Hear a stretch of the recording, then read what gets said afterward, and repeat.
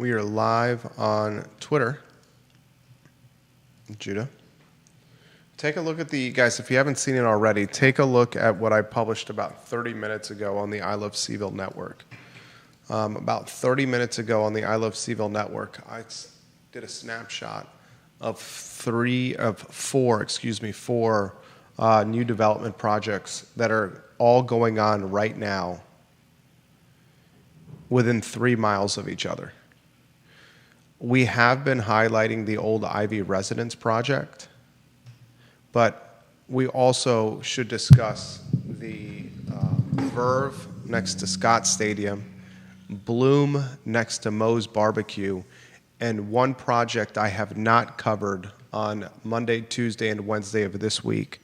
But the Darden School is building a project as we speak. Literally right now, construction has started for Darden students. And this project is significant. The project with UVA as the developer, their fundraising currently for naming rights for the project is 218 units and 348 beds. I want to give you a snapshot of these 4 projects. I don't know if you're able to grab, once we're live, Judah, the pictures for these 4 projects so I can show them on screen. And all, obviously you know the Gray Star Old Ivy Residence one. The second one in the carousel is the Verve. The third one in the carousel is Bloom, and the fourth one in the carousel. I downloaded them to upload them to the okay, and you're able to, you know them by name if I call them? I can figure it out. Well, that's why I'm letting you know. The first one in the carousel is Gray Star. That one you know. Yeah. The second one is Verve by Scott Stadium. Third one is Bloom, and then the fourth one is the Darden Project. I want to show them to the viewers and listeners. 4 projects happening at exactly the same time within 3 miles of each other. And as Bill McChesney highlighted on the I Love CVille network before the show started, you now have the owner of Cavalier Crossing filing paperwork looking to pursue additional units, ladies and gentlemen, off 5th Street. So the multifamily glut, which we've talked about on this program, at least maybe saturation or at least significant supply, is very real. Now, I'm of the impression that these units eventually will be filled. I've been corresponding, and we're not live on the I Love CVille group yet. We should be. Are you sure? Yeah. All right, I haven't seen it. I've been corresponding with folks over at the Elysian in Stonefield, and those folks are saying that they're starting to, those units are starting to rent. So the demand is picking up over there. We're going to talk about all these storylines today on the I Love CVille show. We'll also talk Albemarle County Board of Supervisors green lighting the budget for fiscal year 2026, including the 4-cent real estate tax rate increase. That's going to be a topic on the show. Live on YouTube. We are live on I Love CVille. We're live on I Love CVille Food. And are we live on LinkedIn there, J-Dubs? Working on it. Okay. Get us live on LinkedIn and I Love CVille group if you can. All right. We can rock and roll when you're ready. Quiet on the set. Yep. We're live on the group. Excellent.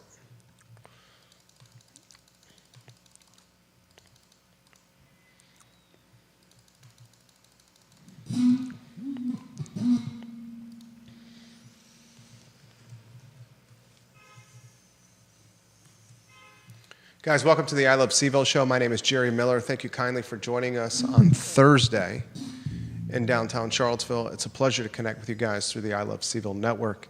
This program, as you may know, 15 Facebook pages, 15 Twitter accounts, YouTube, iTunes, Apple Podcasts, LinkedIn, Instagram, the Fountain app, the Rumble app. I'm forgetting some. It's on every platform. And what we try to do with the show is we try to highlight content that is local to you, the viewer and listener. This past week, I think we've done a fairly decent job of highlighting new development that's happening in the Charlottesville and Albemarle County markets. And the development that's being constructed is multifamily build for rent development. This is not build to purchase. This is build to rent. I did a post at about 12 o'clock today, so about 35 minutes ago, doing it's called the Tale of the Tape of 4 development projects. The Old Ivy Residence Project, which is 525 units on the 250 bypass on Old Ivy Road. That's the biggest one. The second biggest one is Subtext and a project called Verve. The Verve is next to Scott Stadium. That's 463 units, more than 1,300 beds there. The third biggest one is Bloom, an out-of-market developer called Up Campus Student Living, next to Bo's Barbecue, is doing 231 units and 641 beds. And I was reminded after yesterday's show by a UVA Darden graduate that is now working in high-level finance in Manhattan, lives in Chelsea, that I should include the Darden project that's on grounds. And he said, I've watched your show. He's watching in Manhattan. I follow the network. He loves the content, he said. And he said, look at what's going on with the Darden School. UVA's the developer. Gave me a little information. I did some research today. And he's right. I should include the University of Virginia in what they're doing here. They are doing on-grounds housing for Darden students, 218 units and 348 beds. They're currently fundraising for naming rights at the Darden School. So if you include the Darden project in the mix, ladies and gentlemen, amongst the 4 build-for-rent new development projects, all of them being constructed exactly right now, within 3 miles of each other in Albemarle County and the city of Charlottesville, you're going to have, within a 9-month period of time, 1,437 new luxury units coming to market. I'm going to say that again very succinctly. There's 4 build-for-rent real estate development projects that are under construction right now. 3 of those 4 are either international, which is Greystar, or national developers. The national ones, Subtext and Up Campus Student Living. One of them is local, the University of Virginia, its project at the Darden School. Those 4 are bringing projects to market within a 9-month period of time of each other, somewhere summer 2026 to 2027, that 9-month period of time. And those 4 projects have a combined 1,437 luxury units that will be available for rent for students and for locals alike. I want to talk about that impact on today's show, on the I Love CVille show.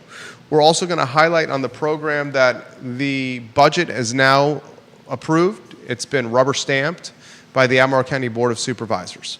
What's intriguing about this budget, for the first time in a really long time, since before COVID, that supervisors have decided to raise the real estate tax rate. They're popping or increasing or upticking at 4 cents. The intriguing thing about this, you look at the dynamic of the board, and Jim Andrews is stepping off the board. Diantha McKeel is stepping off the board. So as Jim Andrews, a 1-term supervisor, leaves the dais, and as Diantha McKeel, a 4-term supervisor, leaves the dais, their parting gift to Albemarle Countyans is a 4-cent real estate tax rate increase, ladies and gentlemen.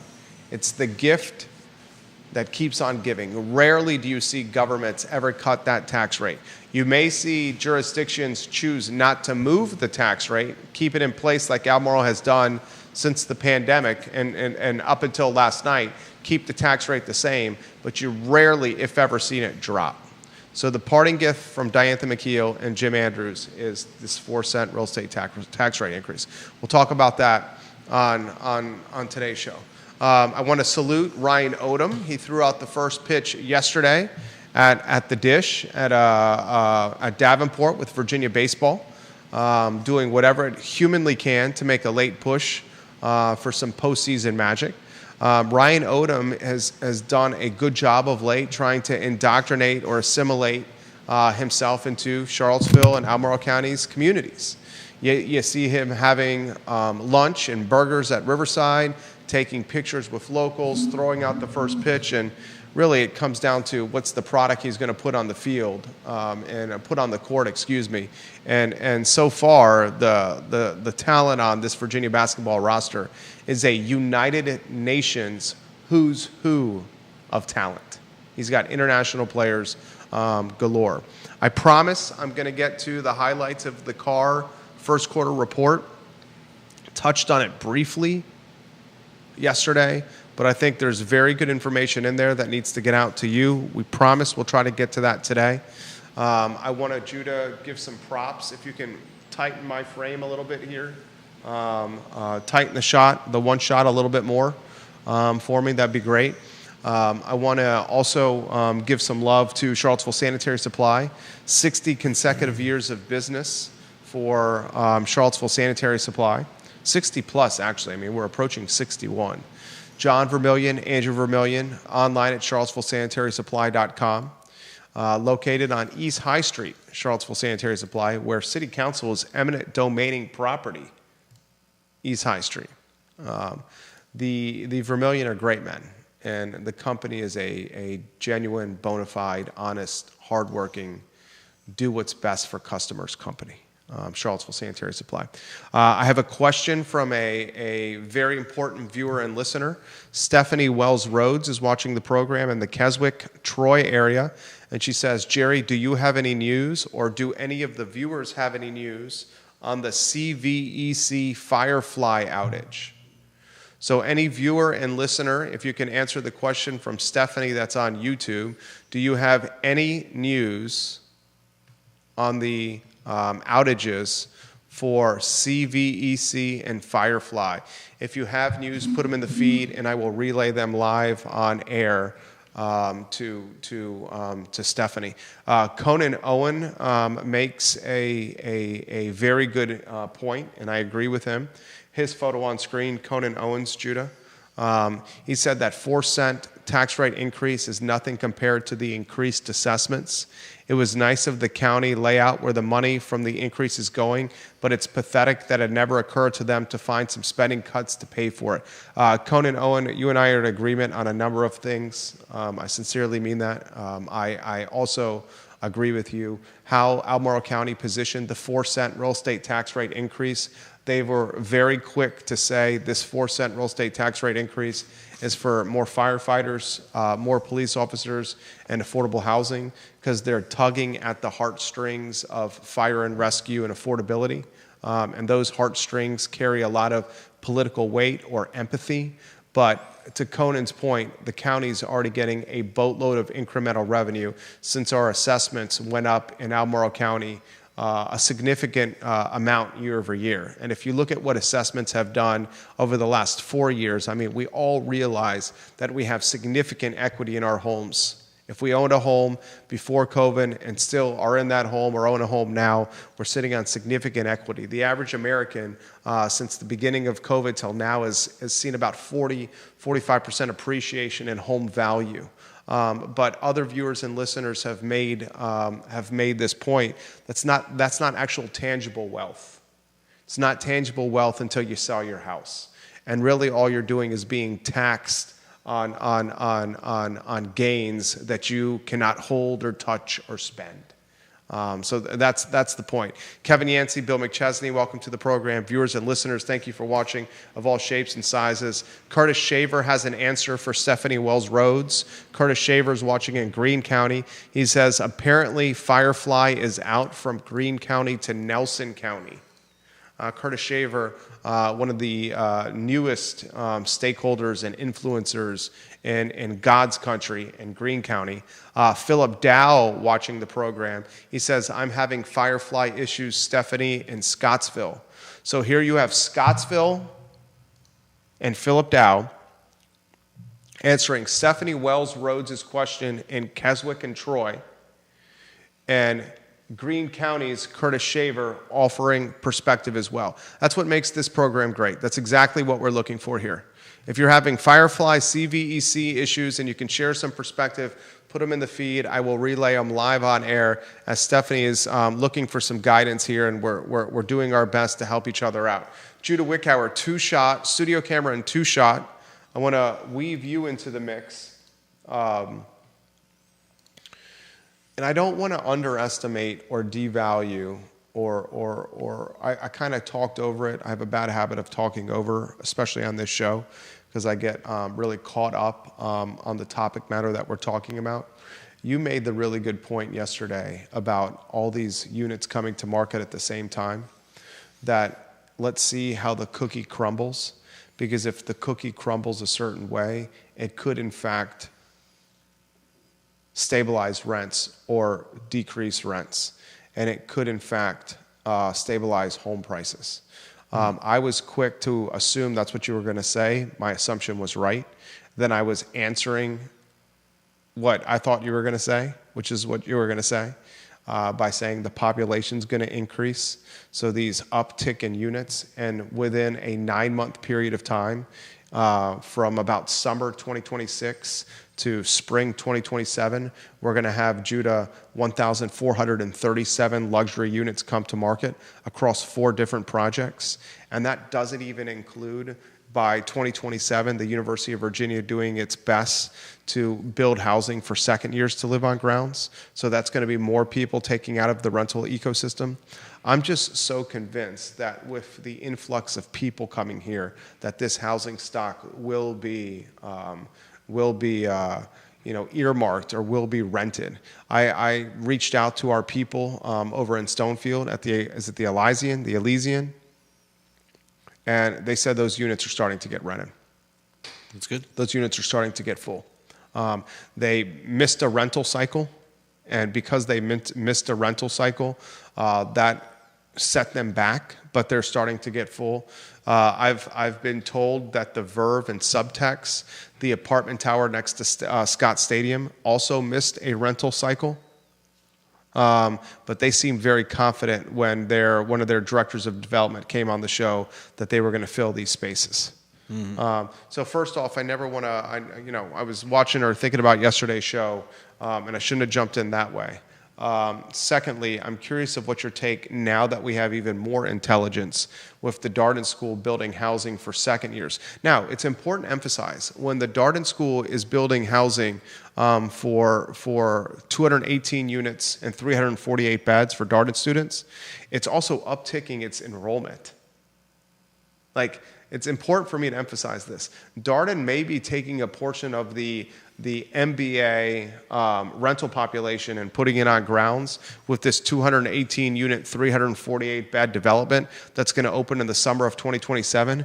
But Darden has also clearly said on record, we're going to admit more students to the Darden School. So when they admit more students, it's not just like UVA has been saying that as well. UVA is going to do it as well. Right, UVA is going to do it as well, and we highlight Paul Manning's biotech and Jeffrey Woodruff's data science.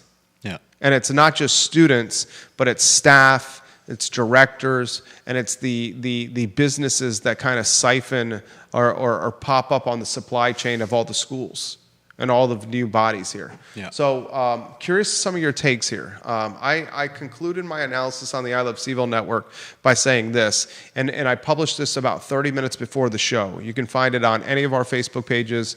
I believe you have it up on Instagram, on I Love CVille Instagram, on my LinkedIn, on Twitter, my Facebook, I Love CVille Facebook, I Love CVille Food Facebook. It's on both Instagrams. It's on both Instagrams. Okay, I concluded by saying this. If these 4 multifamily projects, Judah, do not stabilize rental prices and housing prices, then that is further justification that the City of Charlottesville new zoning ordinance may be one of the most significant policy failures in city housing history. Explain how. I mean, you get 1,437 units flooding the market within 9 months of each other, and prices, home values still go up, and rents still go up. Then it's clear to the market that it's not the zoning that's the problem, that it's not the tightness or the restrictiveness of the zoning that's creating this quality of life that's so expensive for all of us. Yeah. I published on the I Love CVille network yesterday the business model of Graystar's old Ivy residence, and I said the average I think is about $3,500 a month in rent across all product type, across all 525 units on the bypass and Old Ivy Road, and people were shocked by the $3,500 average rent. And then I'm like, guys, are you really that shocked by this? I got a rental at the Villas at Southern Ridge that's just basically $2,600 for a 3-bedroom, 2-bath in a condo complex that was converted from being essentially the ghetto of Charlottesville into a condo that doesn't really have that many amenities and isn't nearly in as good of a location as where the old Ivy residence is going to be. And it's $2,600. And by the time old Ivy residences are up, I'm going to raise that $2,600 another 5%. That's another $130 to take it to $27,300. I think the $3,500 might be light. And then you add in the mix, add in the factor that, did you see the news with Cav Crossing? Cavalier Crossing, was it Sean that reported this? I think Sean Tubbs reported this recently. The owner of Cavalier Crossing, let me see if I can find it, St. Bonaventure, they are looking to take infill, basically a parking lot at the Cav Crossing location right there off Old Lynchburg Road and build more apartment towers on it. They basically scooped up one of the last affordable pieces of housing in Charlottesville. I mean, really the last one now is what, Eagles Landing? That's multifamily. I mean, somebody help me out here. What is the last truly affordable multifamily housing piece of housing in the Charlottesville, Albemarle County area? It's probably Eagles Landing, right? Now that Cavalier Crossing is being renovated, remodeled, and repositioned as high-end or top of the market. Yeah. I'm almost positive it was Sean that reported that the owners of Cav Crossing, the Northern Virginia folks, are going to take some of that infill, some of that parking lot, and they're going to look to build more apartments on there. So Bill McChesney made this point here.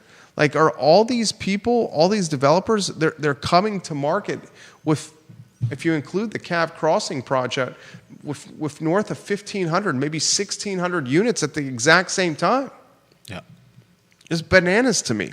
Your thoughts. Let's jump in there. How closely tied are is the apartment market and the housing market? That's a great question.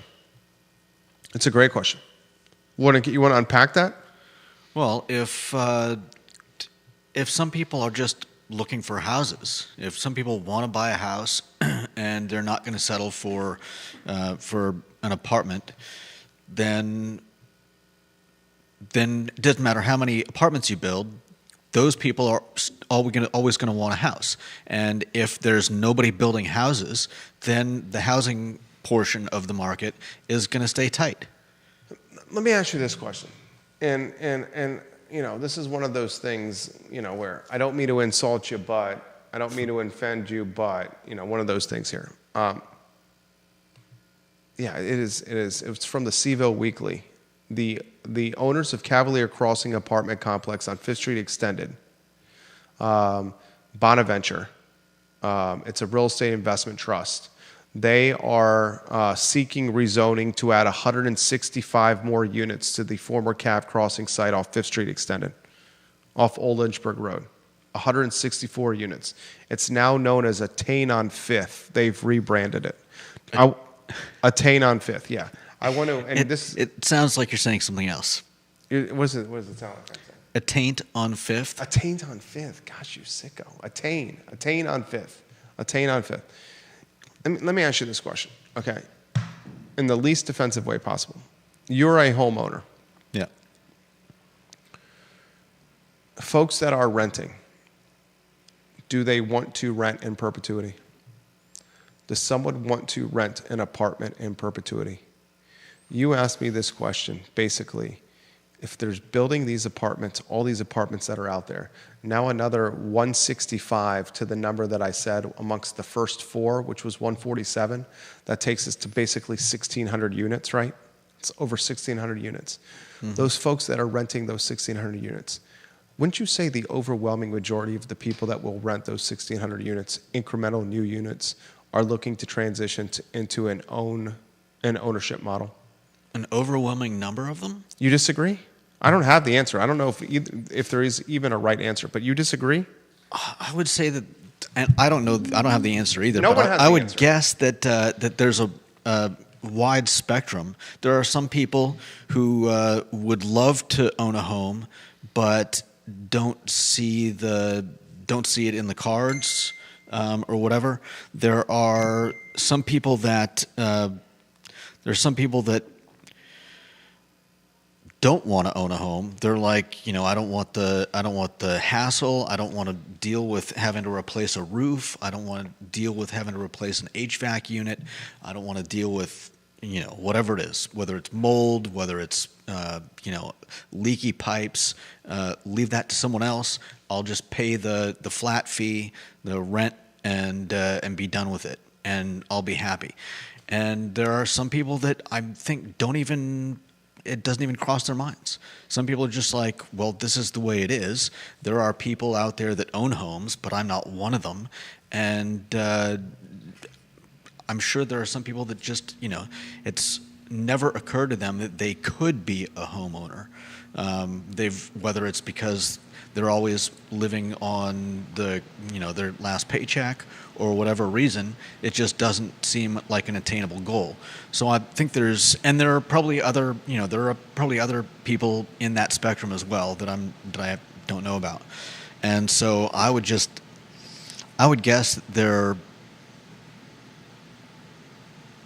if I had to guess, I'd say it's probably less than 50% that look at the apartments out there, look at the apartment they're in, and say, okay, my goal is getting out of this and getting into a house. I think for some people it just doesn't register. There's no, Curtis Shaver says to Stephanie Wells Rhodes that Firefly just went back on in Greene County, Stephanie Wells Rhodes. Nice. So Curtis Shaver is saying it just went back on. Faye Cox Gutierrez watching the program. And she says most, not all of that group, but most want their own home. They need to make it affordable again. I would say if there's 1,600 new units coming to market, somewhere between 2026 and 2027, we've identified that there are 1,600 new incremental units coming to market if Bonaventure can get this rezoning for the infill of the old Cavalier Crossing, can build more apartments. Regardless, we know that there are, across the four that I highlighted, 1,437 new units. Mm-hmm. I would say of those 1,437 that we know of, and potentially more than 1,600, depending on Cav Crossing, that 75%, it's the American dream. I mean, home ownership is as part of Americana as the McDonald's Golden Arches or apple pie or having a cold beer after cutting the grass. Mm-hmm. I can't think of, if you had to break down what the American dream was, how would you assess what the American dream? How would you describe the American dream to somebody if you're sitting at a bar and having a beer with? I'm asking you, Judah. I am new to America. I'm considering coming to America. I hear constantly about the American dream. What is the American dream, Judah? What is the American dream to you? How would you answer that? I would say at one time it was a two-story house behind a picket fence with a yard and... There it is. The first thing you said, the first thing you went to was the house. Yeah.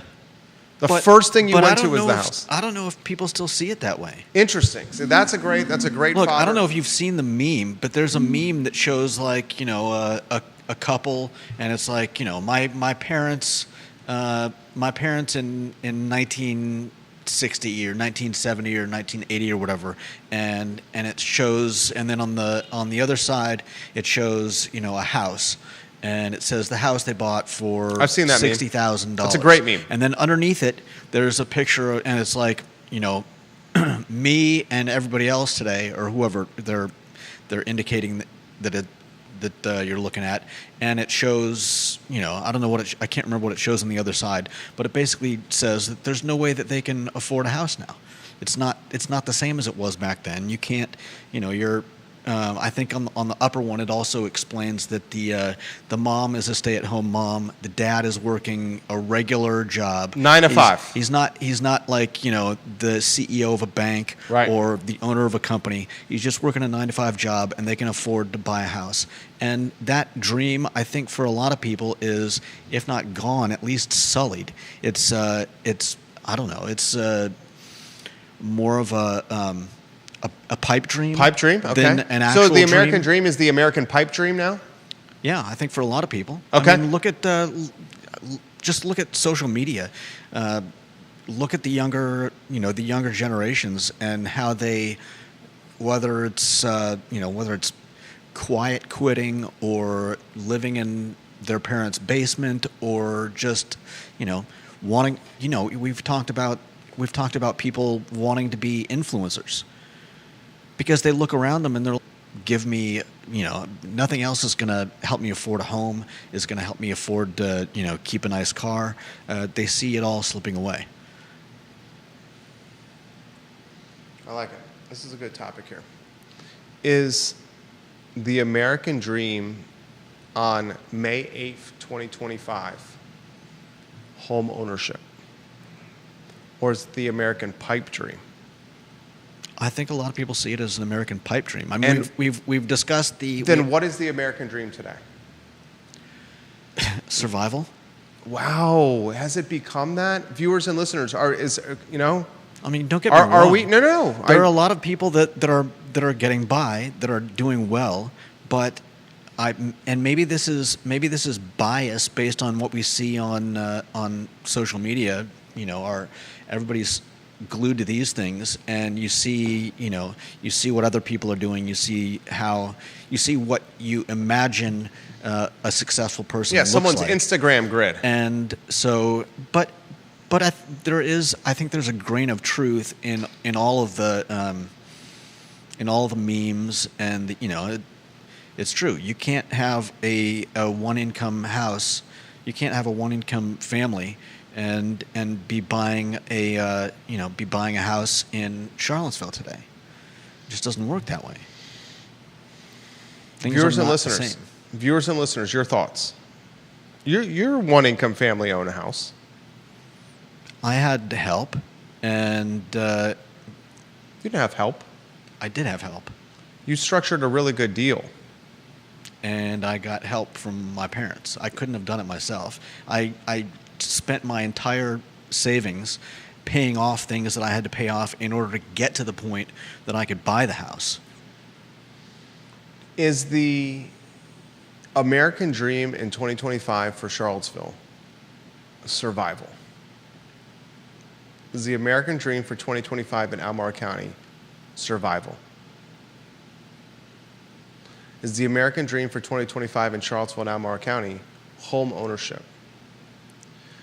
Are these 1,400 to 1,600 units that are coming on market in 2026, 2027, are all they going to do be housing quicksand for the tenants? By housing quicksand, we all know the situation. You're in a lease. You want to get out of the lease. You can't get out of the lease. You're trapped with the lease. You can't afford the lease. Can't break the lease. And every year the rent goes up. And you can't get into another lease because if you're barely making the rent payment on one place, how are you going to save up for the first month, last month, And security deposit. That's 3 months of rent Plus the moving. when you can barely pay for Plus one. the moving one and the month. time and cost Yeah. involved. Exactly. And do the developers of these 4 projects, let's be specific, 3 of them, one of them's UVA, 3 of them are out-of-market developers. Are they aware of these dynamics? And do they price the product at the point where it's enough, barely enough that you can afford, but not enough for you to do anything else with? Or is that just a feature of the market? Or is that a byproduct of the cost of development? This comes in from somebody who's in development that listened to yesterday's show. So the beautiful thing about the program is we're learning from viewers and listeners. So this is from somebody who is asked to keep their name out of it. They work in development. This particular person works in development. Mm-hmm. He says, I was listening to, and this is not Deep Throat. In fact, he references Deep Throat in the comment.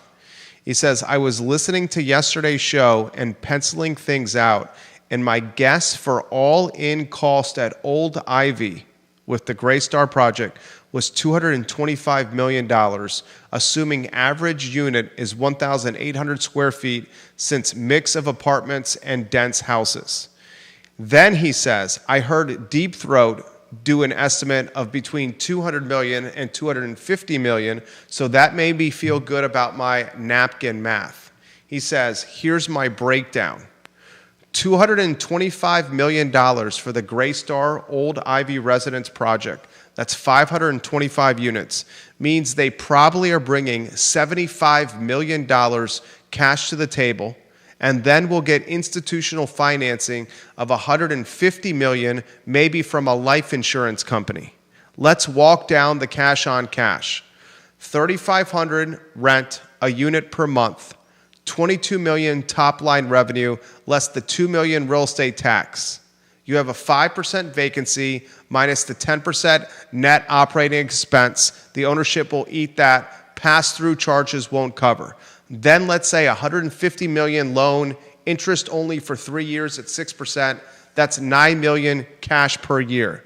That leaves about $8.2 million net cash on cash annually against the $75 million outlay, which is about a 10% IRR cash.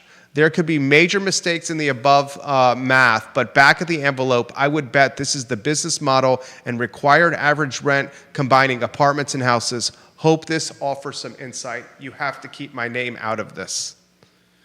This is from someone literally that does this professionally for a living, a heavy hitter, offering this perspective. A model of what is happening on Old Ivy Road. I'm going to ask you, and if you want some fodder for your cocktail parties for this weekend, is the American dream in Charlottesville and Albemarle County, is it survive in a costly rental, or is it still home ownership? That's a question that will have easily an hour of fill at your cocktail and charcuterie party. I mean, I've seen... I'm also going to add this.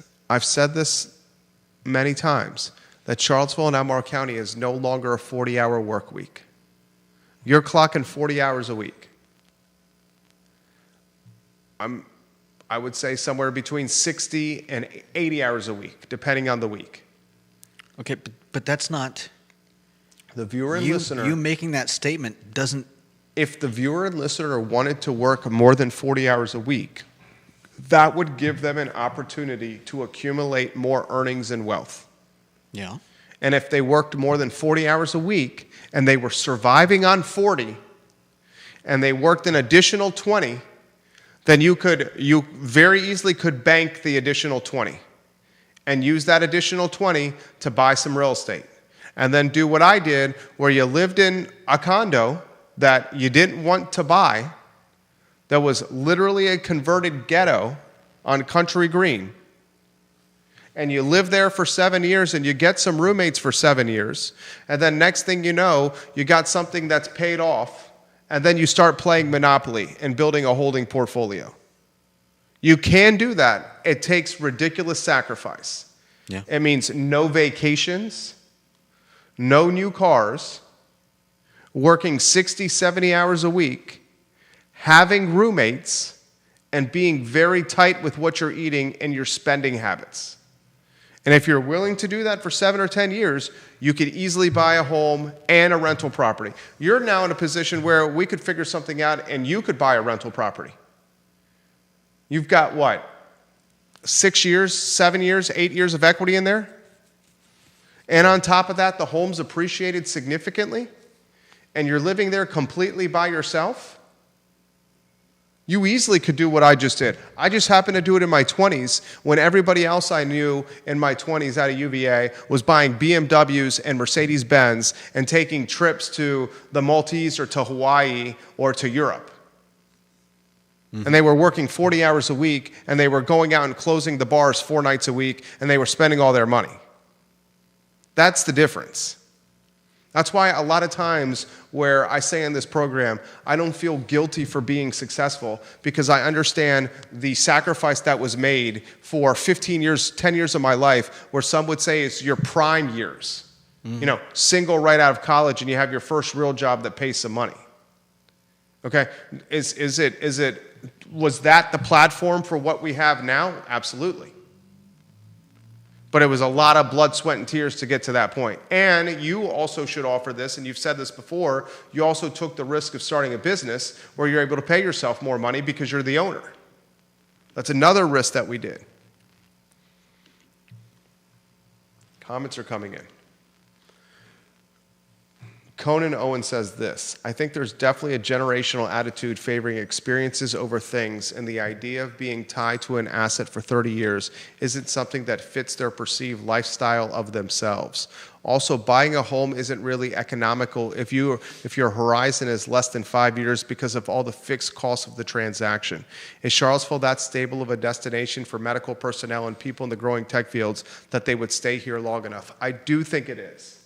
I do think that if you talk to the medical professionals that are tied to UVA Health, that this is the end of the road for them professionally. I am not willing to say for the tech personnel that we're at that point yet. I'm not willing to say that tech-wise we're a San Francisco or an Austin. We don't have enough experience or empirical evidence or data to make that comment. But from a medical standpoint, I do think we're at that point. I absolutely do. Travis Hackworth is watching the program in Danville, Virginia. I would say that home ownership is still the long-term American dream, but the short-term is literally survival. You cannot be a one-income household anymore and afford the housing prices in today's market, not without substituting in some way a potential second income. Debt and high interest rates are crushing potential home ownership. 100%, Travis. But you just highlighted how you can do it if you want to be a one-income earner. You have to have a second income or work more than 40 hours a week if you're the one income earner. So that's the problem, is not everybody is willing to. No, okay. That is not the problem. This is where Judah and I completely disagree on this. Because you can't just say the bar has moved. The bar has moved. Okay, well then the bar this has is the moved. Problem, Jerry. You can't say that because when does you're going to pull the rug out from someone again? Then you're going to say, "Oh, well." You're basically saying the bar's going to move a third time? Is that what you're saying? That was 5 years ago. Yeah. Now it's 70 hours a week. Oh, I'm sorry. You thought you were close to getting a home? That was 5 years ago. Now it's 80 hours a week. When does it become too much? When is it all your time? When it becomes too much? When does somebody just own you? Like we were talking about yesterday with the rentals. When does it become too much? When is it unsustainable? It becomes too much. It becomes too much when you're content with your quality of life and what you have. If somebody wants a home and they don't own a home, they want to own a home and they're stuck in a rental that they think is too expensive, but they want to buy a house, their option is to work more to make more money. Until you raise the bar again. But if they don't want to work more to make more money, then they're going to rent their home. They're going to rent. There's no other option. Right? That's the problem. This is what it is. It's not a problem. This is what it is. I don't understand the mindset. Because you're saying that it's no longer this, it's this. And now it's no longer this, it's this. And now it's no longer, but you can't just keep doing that. Because eventually somebody can't work. But you realize, Judah, that's what's going to happen though, right? Okay, and that's when we're going to, I don't want this to be true, but eventually there's going to be blood in the streets. Because what is when this, Call of Duty? Jerry, when you tell someone that they have to work every waking hour of the day in order to afford life, something is going to break. You can't just keep moving the bar up. I don't know how to respond to that statement outside of saying that's the Charlottesville, that's the Albemarle County, that's the Commonwealth of Virginia, and the America we live in. We have 6 Albemarle County officials on the dais that are making $17,000 and $18,000 a year to be the Board of Supervisors, who last night just said we are going to raise the personal property tax rate, and we're going to raise the real estate tax rate. And they said we're going to raise the real estate tax rate and the personal property tax rate, despite the fact that the government sector, the federal government, all these government contractors are facing headwinds. Groceries are expensive. Credit card debt's out of control. Gasoline still is not cheap. The UVA's got headwinds, pay cuts, freezes left and right. Assessments were through the roof. Headwinds everywhere. And they basically said, all your possessions, even if you're renting, we're going to tax you more. Because if you're renting and the tax rate goes up, the landlord's going to pass it on to you. It's called the 5% yearly escalator. Of course. It's not the landlord that's going to pay it. It's the tenant that's going to pay it. 6 Democrats said that to all of Albemarle County. We understand everyone's struggling financially, but we're going to ask more money of you. Yeah. Okay? This is what we've signed up for. What do you mean what we've signed up for? They were voted into office by Albemarle County in overwhelming capacity. Right now, there's not a single person running against Ned Galloway who's seeking his 3rd term. Diantha McNeil is finishing her 4th term. Ann Malik is in her 5th term. B. Lepisto Kirtley is in her 2nd term. Yep. This is what Albemarle County wants. That's fair. Okay? So there's not going to be blood on the street. I'm not talking about right now. There's not going to be resistance. This is what the voters wanted. If the voters really were like, we're about to have blood on the streets and we're about to get in a royal rumble. I never said it was about to occur in the next week. If the voters were serious about really revolting, they would not be voting these folks onto the dais. They would be voting what Nelson County is cutting taxes. Nelson County is cutting tax rates. Cutting them. It's awesome. This is what Albemarle County wants, the world we're in right now. Okay. Albemarle County approved all these developments. They approved the Gray Star project. City of Charlottesville approved the Subtext Verve project and the Bloom Up Campus Development project. All those projects, all they're going to do is raise rents. We have this conversation like once a quarter. Philip Dow says, in some ways, what you're talking about sounds like communism, Judah. What do you mean? That people are going to revolt when it comes to working too much. If you tell them that they have to work every waking hour of the day, then there's not really much else they can do. I'm not saying we're there now. I'm not saying I want us to be there now. I'm just saying if you keep saying, it's not a 40-hour work week anymore, it's a 60-hour work week. It is a 60-hour work week. And then when you say that's not enough, and then when you say that's no longer enough, it's a 70-hour work week. Eventually, people are going to say no. No, that's not eventually what people are going to say. You know what? They're not going to say no. You know what they're going to do? They're going to get up and move and leave. And then they're going to be replaced by somebody else that can come into this community and work the 60 hours a week or the 40 hours a week and pay their bills. Okay. And that's called gentrification. And that's why the median family household income, every year we talk about it on this show, has gone up. Every year. Every year it's going up. It doesn't go down. People are just getting replaced. Yeah. They're getting subbed out. There's no blood on the street. I know you meant that metaphorically. I know you meant that. I'm not literally. I'm talking about when there aren't any more 40-hour week jobs that will pay for a home in Charlottesville. And I'll tell you this, and this is a really sad story. I'm going to get to comments here. E.G. Williams, Deep Throat, I'm going to get to your comments. I'm going to get to folks on LinkedIn. Jeremy Wilson, who's watching in Tennessee. multiple states watching the program. Faye Cox Gutierrez is watching in Colorado. She lives in Nelson. I hate to tell people this, okay? Artificial intelligence, AI, and technology, the jobs that will be replaced first are the folks committed to working 40 hours a week. That's the jobs that will be replaced first. The 40-hour-a-week, lower-paying jobs will be the ones cannibalized by artificial intelligence first. Mark it down. The jobs of upper management and C-suite decision makers, those are the jobs that will not be replaced initially by AI and artificial intelligence. Right. I'm with you there. Randy O'Neill says, jail and work release may be the cheapest housing. You will not replace us was the chant from the Tiki Torch crowd. What? He said, you will not replace us was the chant from the Tiki Torch crowd.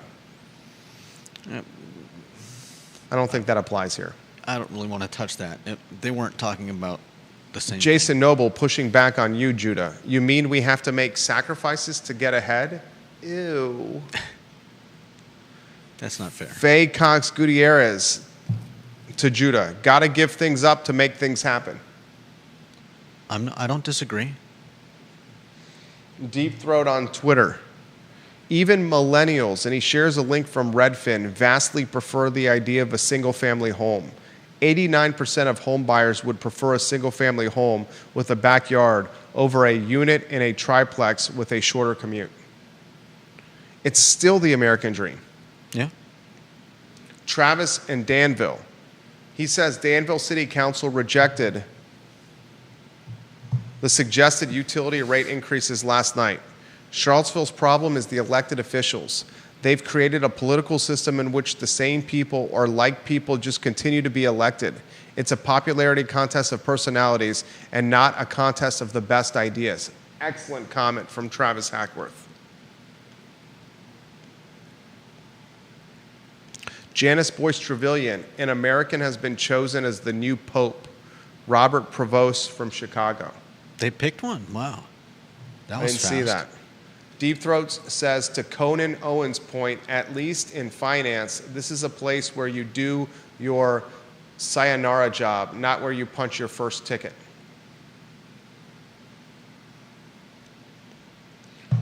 Most of the folks that I know, and most of the folks that I'm friends with or I know professionally have come to Charlottesville as the final destination, as the final countdown, the final destination. They've sacrificed to get to Charlottesville.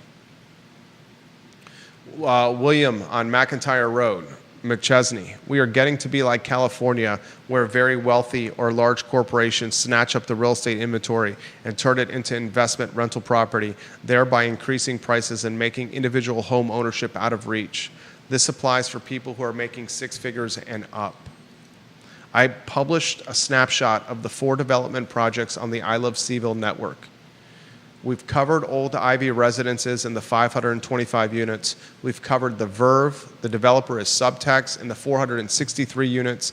We covered Bloom, the developer is Up Campus Student Living. That's by Moe's Barbecue, 231 units and 641 beds.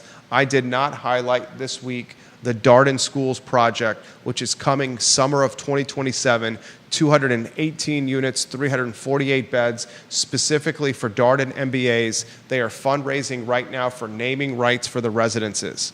218 units, 348 beds, summer 2027. There's 4 major development projects with a total of 1,437 luxury units that will come on market within 9 months of each other. If you want to see the tail of the tape, look at the I Love CVille network. That is going to have a significant impact on Charlottesville. And I'm going to tell you, if we do not get affordability from 1,400 and some units coming on market within 9 months of each other, then it's clearly an indication that relaxing the zoning was not the solution to breeding affordability. Clearly. E.G. Williams is watching the program. If renting a nice apartment is $3,500 per month. Can you imagine what the asking price of a nice house in the same area is going to shoot up to? Exactly my point. He also says, with folks wanting jobs where they can work from home, I don't see the average person wanting to work 60 hours a week on or off site of your job. The option is to move to a community that is more affordable. I've talked about Danville, the advantages of Danville, Dan Vegas. And I'm bringing up Danville because Travis Hackworth is watching the program. Travis, I've followed the news. We've had some job cuts in Danville. Goodyear plans to cut approximately 850 jobs at its tire manufacturing plant in Danville. The Goodyear job cuts in Danville are going to have a massive impact on the community. He's the first to say that. What was the second employer?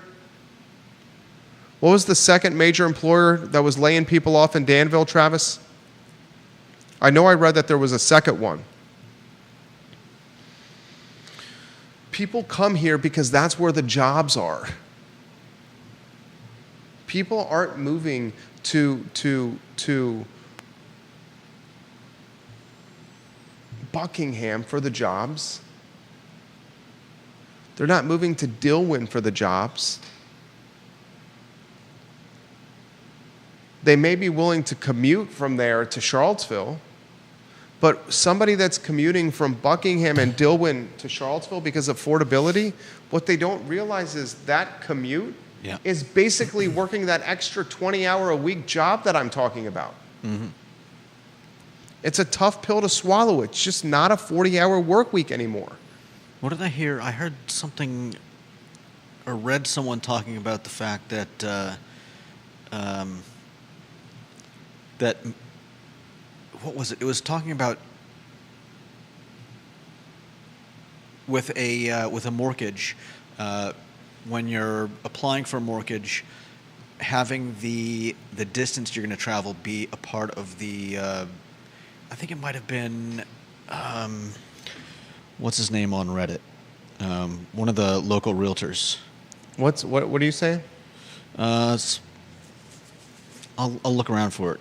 No, I can help you with this. It was essentially talking about the fact that how far you're planning to live from work should be a part of the calculation in your mortgage. Jim Duncan was talking about that on Reddit. Yeah, that's what it was. Yeah. And I think that's what you're talking about. Essentially, the distance you have to drive is going to affect how much take-home pay you end up with. Yeah. If someone's driving from Dillwyn to Charlottesville for work, you better factor in the fact in your budget, fuel and wear and tear on your car, and wear and tear on your most precious commodity, your time. Right. People not doing that. Yeah. Insane. All right. If I don't get to this today, I'm not going to get to it because it's already Thursday. The car Q1 report, was out, and the sales activity was flat in the car region this quarter. 695 closed sales in the area during the first quarter of 2025, which was one additional sale than this time last year. Ladies and gentlemen, home prices in the car footprint rose. The region-wide median sales price in the car footprint was $450,000 in the first quarter. That's 3% or $15K higher than this time last year. And in pockets of Charlottesville and Albemarle, it rose even more. If you want to break into the area between the Lewis Mountain neighborhood and the 240-250 split, basically Ivy, that shot rocketed upward double-digit percentage points year over year. The entry point in that quarter for a breaking into the quarter is about $1.1 million to break into that quarter, folks. And you're going to need a lot of work to put into the house. Active listing supply continues to grow. You're seeing the balance in a lot of the Charlottesville Area Association footprint become more equal amongst buyers and sellers. You're seeing buyers having a little bit more negotiating leverage where home inspections are returning. where some closing costs in some circumstances are being offered, where homes are getting long with their days on market. Will it stay the same? Who knows? Jerome Powell said yesterday, we're not cutting rates anytime soon.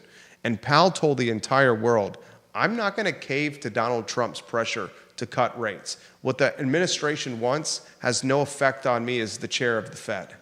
He said that yesterday. He's not going to be bullied by Trump. He said that. This from Deep Throat. The CVille urban ring is not attractive enough from an amenity or opportunity standpoint that people will work any amount to stay here. He says, I think the limit that Judah is trying to feel out is that at a certain point, people are going to leave. There are a lot of places in the U.S. that are still pretty cheap where you can get a low credential service job and live okay. My actual point is that when what Jerry is talking about is occurring all across the United States and there is nowhere else to go to, then there's going to be a serious problem. And the fact that you can say, well, here you have to work 60 hours a week to survive, well, once that starts spreading and once that, that is spreading. Once you raise that bar too high, and Judah, this is where you want to know where the bar is going to be raised, okay? And not trying to get doom and gloom for the viewers and listeners. Do you want to know where the bar is going to be raised to? Okay. Okay? The average effing American is going to have to work 60 hours a week just to keep up with artificial intelligence that could do his or her job in 10 minutes. That's where the bar is going to go. Do you hear that, viewers and listeners? But artificial intelligence is going to do what you do in 60 hours a week in 10 minutes. There's artificial intelligence that is doing the stuff of MBAs that are products of the Ivy League, that got masters in business from Ivy League schools that are working for the most prestigious banks in the world. They're taking companies public. Documentation and a process to take a company public that is taking middle-level executive weeks to do, artificial intelligence is doing in hours. And these are Ivy League graduates with high-level degrees in finance. Mm-hmm. The average Joe and the average Sally is not going to say, oh my God, I have to work 60 hours a week to get a house. It's going to have to work 60 hours a week just to keep your effing job. Not to be replaced by a robot. And if you don't think that, do you think what I'm saying is hyperbole? What? What I just said there?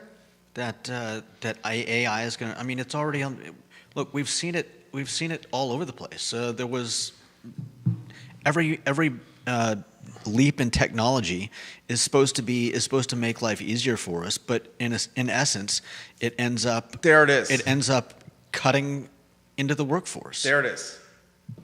A machine can do it better. Okay, well, somebody still needs to watch the machine, but you can replace the 10 people with the one machine and the 2 people that can keep the machine oiled and the program running correctly.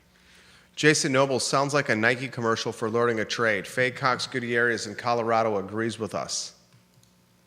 Travis Hackworth said the Goodyear plant was bad news for Danville, and he highlights the other major layoff. The other company that had major layoffs in Danville was Morgan Olson. They're in the plywood business, Morgan Olson.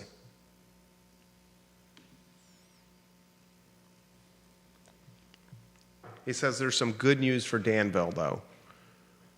Site Selection magazine has announced that Microporous, a lithium-ion battery separator manufacturer, has been recognized as a 2024 top deal in North America. In November of 2024, Microporous announced plans to invest $1.35 billion to establish a new facility in Pittsylvania County and create 2,000-plus jobs. Nice. Jeremy Wilson in Tennessee says maybe it's time to hear the trumpets play. Go 6 feet under. To go 6 feet under, I think, is what he's alluding to. All right, it's 1:37, and speaking of work, we got to go make some money.